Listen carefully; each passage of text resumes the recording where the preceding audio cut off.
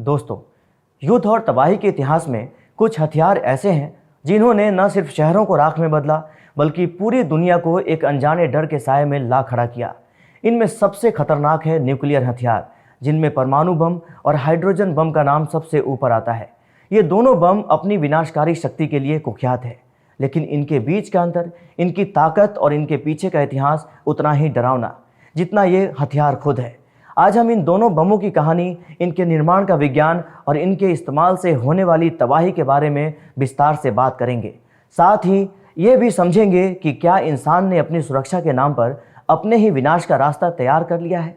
नमस्कार दोस्तों, mini times में आपका स्वागत है।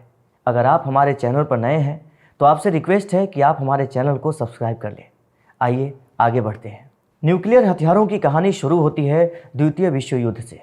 साल 1945 में दुनिया ने पहली बार परमाणु बम की ताकत को देखा, जब अमेरिका ने जापान के दो शहरों हिरोशिमा और नागासाकी पर परमाणु बम गिराए। 6 अगस्त को हिरोशिमा पर गिराया गया बम, जिसका नाम था लिटिल बॉय, 15 किलो टन की ताकत रखता था। इसके 3 दिन बाद 9 अगस्त को नागासाकी पर फैट मैन नाम का बम गिराया गया, जिसकी ताकत 21 किलो टन थी। इन हमलों ने दोनों शहरों को चंद सेकंड में तबाह कर दिया। लगभग 2.5 लाख लोग मारे गए और लाखों लोग रेडिएशन के दुष्प्रभाव से जूझते रहे। इन हमलों ने न सिर्फ जापान को घुटने पर ला दिया बल्कि पूरी दुनिया को न्यूक्लियर हथियारों की भयानक ताकत का एहसास कराया। इन हमलों के बाद जापान ने आत्मसमर्पण कर दिया और द्वितीय विश्व युद्ध का अंत हो गया। लेकिन इस जीत ने एक नई दौर को जन्म दिया, न्यूक्लियर हथियारों की होड़। अमेरिका के बाद सोवियत संघ, रूस, ब्रिटेन, फ्रांस और बाद में चीन जैसे देश इस दौड़ में शामिल हो गए।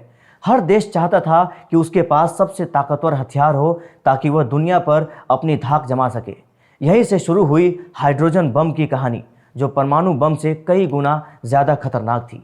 परमाणु बम और हाइड्रोजन बम दोनों ही न्यूक्लियर हथियार हैं, लेकिन इनके काम करने का तरीका और इनकी ताकत में ज़मीन आसमान का अंतर है।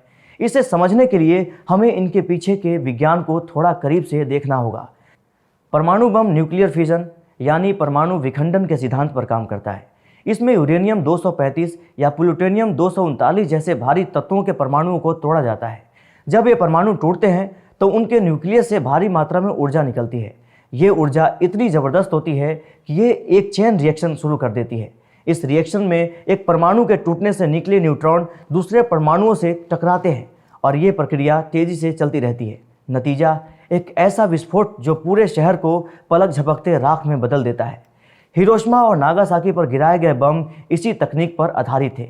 इन बमों की ताकत 15 से 21 किलो टन थी, जो आज के हिसाब से छोटी लग सकती है, लेकिन उस समय ये इतनी विनाशकारी थी कि पूरी दुनिया दहल उठी। परमाणु बम की एक खासियत यह है कि इसे बनाना, स्टोर करना और इस्तेमाल करना अपेक्षाकृत आसान होता है, लेकिन इसकी ताकत सीमित होती है। और यही वजह है कि वैज्ञानिकों ने इससे भी ज़्यादा खतरनाक हथियार की तलाश शुरू की, हाइड्रोजन बम, जिसे थर्मोन्यूक्लियर बम भी कहा जाता है।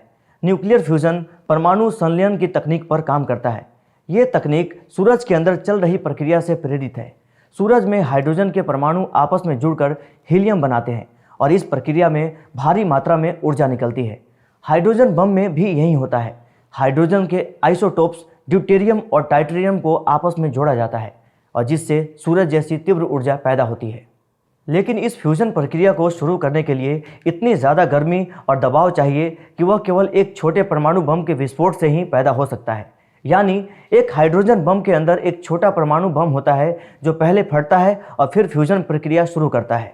इसकी वजह से हाइड्रोजन बम की ताकत परमाणु बम से सैकड़ों या हज़ारों गुना ज़्यादा होती है।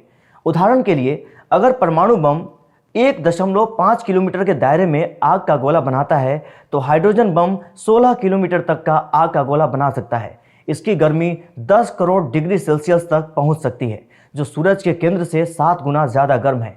इसकी रेडिएशन, जहरीला धुआं और शॉक वेव इतने खतरनाक होते हैं कि यह एक छोटे देश को पूरी तरह मिटा सकता है। हाइड्रोजन बम की कहानी तब शुरू हुई जब अमेरिका ने 1952 में अपने पहले हाइड्रोजन बम आईवी माइक का परीक्षण किया। इस बम ने 10.4 मेगाटन की ऊर्जा रिलीज की, जो हिरोशिमा के बम से सैकड़ों गुना ज़्यादा थी। इस परीक्षण ने दुनिया को हिलाकर रख दिया, लेकिन ये तो बस शुरुआत थी। 1954 में अमेरिका ने अपने सबसे खतरनाक हाइड्रोजन बम कैसल ब्रावो का परीक्षण किया। इस बम की ताकत 15 मेगाटन थी, जो वैज्ञानिकों की उम्मीद से कहीं ज़्यादा थी। इस विस्फोट ने इतना रेडिएशन फैलाया कि आसपास के द्वीपों पर रहने वाले लोग भी प्रभावित हुए। इस घटना ने सोवियत संघ को और आक्रामक बना दिया। सोवियत संघ ने जवाब में दुनिया के सबसे खतरनाक हाइड्रोजन बम का निर्माण शुरू किया, जिसका नाम था जार बम। इस बम को बनाने में रूसी वैज्ञानिकों ने 7 साल तक दिन रात मेहनत की। 1961 में जब इस बम का परीक्षण हुआ तो इसकी ताकत ने पूरी दुनिया को हक्का बक्का कर दिया।